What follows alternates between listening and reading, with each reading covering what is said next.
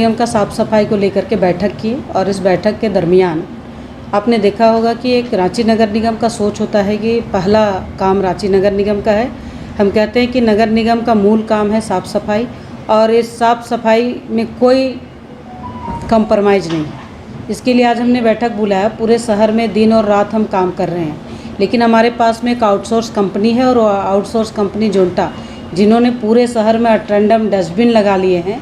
और उस डस्टबिन को जिस तरह से एग्रीमेंट हुआ है रांची नगर निगम अंतर्गत, एग्रीमेंट को फुलफ़िल ही नहीं किए हैं। अगर हम बात करते हैं तो पूरे शहर में 222 जगह पर आपने डस्टबिन लगाए हैं, और उस डस्टबिन में जो डस्टबिन का सफाई व्यवस्था का काम किए। ऐसे रिम्स के पास चले जाइए, पूरा बदबू आती है। कहते हैं ना कि जिस तरह से डस्टबिन अगर लगाए हैं तो उसमें सेंसर लगाना चाहिए और निगम को रिपोर्ट करना चाहिए, लेकिन वो नहीं हुआ। उनका जो कंट्रोल रूम होना चाहिए, कंट्रोल रूम भी उन्होंने नहीं किया। सेंसर ही नहीं लगाया तो कंट्रोल रूम क्या करेगा। सेंसर रूम रहता कि कचरा उठा रहे हैं तो सेंसर से पता चल जाता निगम को, लेकिन ये उन्होंने नहीं किए। और जो व्यवस्था निगम ने अपने एग्रीमेंट के अनुसार किया कि पे लोडर देना है, हुक लोडर देना है, कंपैक्टर देना है, इन सब का भी यूज उन्होंने नहीं किया। जो दिया गया उसको भी ख़राब करके रख दिए। मेन पावर का भी कमी है उनके पास, तकनीकी और मैकेनिकल और मानव संसाधन किसी तरह का कोई चीज़ उनके पास नहीं है। मैंने इसलिए कहा है कि जिस तरह से आपने काम करने के लिए नोटिस किए हैं, 4-5 बार आपने लेटर दिए हैं हमारा अपर नगर आयुक्त, तो 4-5 बार का लेटर देने के बाद में भी किसी तरह का कोई सुनवाई नहीं। अगर आप डस्टबिन को देखेंगे तो उनको साफ़ सफाई करने के लिए उनके पास में हुक लोडर, पे लोडर और विशेषकर जो हमारा डस्टबिन होता है उस डस्टबिन में गीला सूखा कचरा डालने की बात होती है, लेकिन ना गीला कचरा कहीं डाल रहा है, ना सूखा कचरा डाल रहा है, कहीं ना कहीं ट्रंडम पूरा डाल करके रख दे रहे हैं। तो मेरा इतना ही कहना है कि आप डस्टबिन डालें हैं उसका सही से सदुपयोग हो, दुरुपयोग ना हो। और जब आप डस्टबिन डालें हैं तो उसका साफ़ सफाई होना चाहिए, केमिकल डालना चाहिए, और केमिकल के साथ साथ आपको ब्लीचिंग भी डाल करके साफ़ करना चाहिए। और विशेषकर जो डस्ट बॉय बनाना है, डस्टबिन के लिए गार्ड रखना है, वो नहीं है। तो आपका व्यवस्था ही सही नहीं है। अभी आज का बैठक में बताया गया कि सुबह से 3 बार रिपोर्ट करना चाहिए, प्रत्येक दिन का रिपोर्ट, साप्ताहिक रिपोर्ट और मंथली रिपोर्ट। तो ये साप्ताहिक रिपोर्ट, डेली का रिपोर्ट भी नहीं करते हैं। दिन भर में अभी 2 ही बिन का रिपोर्ट आया और 222 बिन है।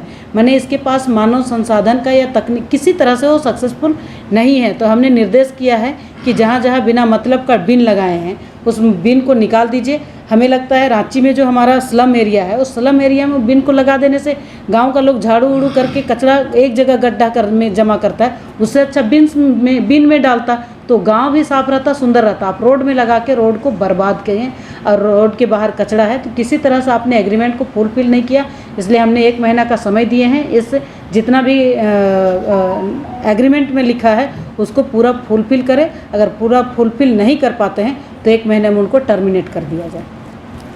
काम आपने देख रहे होंगे 2015 से लगातार चल रहा है, और उस समय जिस कंपनी ने काम किया है वो कंपनी पूरा नहीं कर पाई और उनको टर्मिनेट किया गया। और जब कुल मिलाकर के अगर हम देखेंगे तो हमारे पास में जो काम करने के लिए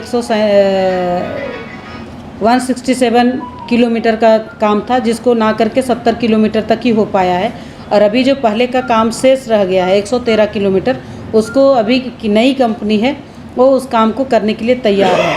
दूसरी बात हम करना चाहते हैं कि प्रॉपर्टी चैम्बर बनाने की बात आई थी, तो प्रॉपर्टी चैम्बर बनाने के लिए भी अगर देखा जाए तो कहीं ना कहीं 14,333 चैम्बर बनाना था, जिसमें पुरानी कंपनी ने उनको 4,737 तक बनाई, और अभी नई कंपनी को 9,596 चैम्बर बनाना था, जिसमें 7,780 चैम्बर बनाई है। शेष अभी 2,170 चैम्बर बनाई है। लेकिन पहले जो स्पीड में काम हुआ नई एजेंसी आने के बाद, नई एजेंसी आई है तो कम से कम अभी उनको काम करना चाहिए था, लेकिन कहीं ना कहीं राज्य सरकार का लेंदी के कारण आज ये काम नहीं हो पा रहे हैं। आज ये कंपनी काम की है लेकिन सरकार पैसा नहीं दे रही है। जो राशि निगम को भुगतान करना चाहिए, निगम को देना चाहिए था, लेकिन फंड के अभाव में हमारा सीवरेज ड्रेनेज का काम पेंडिंग रह गया है। मैं इतना कहना चाहती हूँ राज्य सरकार से कि जो हमारा अलॉटमेंट है उस अलॉटमेंट को आप दे दीजिए और निगम को सपोर्ट कीजिए, ताकि NHAI, NH से और साज से और JRDC से हमको NOC मिल जाए। अगर ये चारों जगह से हमें NOC मिल जाएगा तो हमारा सीवरेज का काम आगे गति से चलेगा।